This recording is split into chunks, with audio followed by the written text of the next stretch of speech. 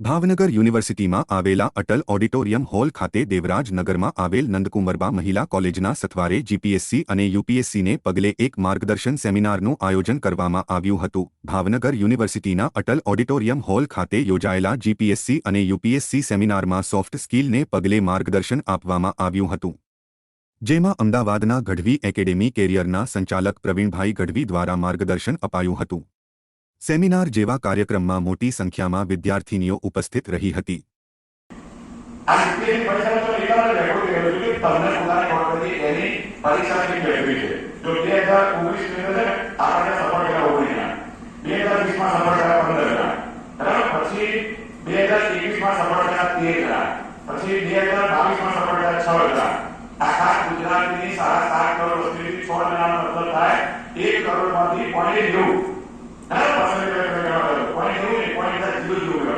પછી 2023 એમાં 16 જણા 24 સુધી જતા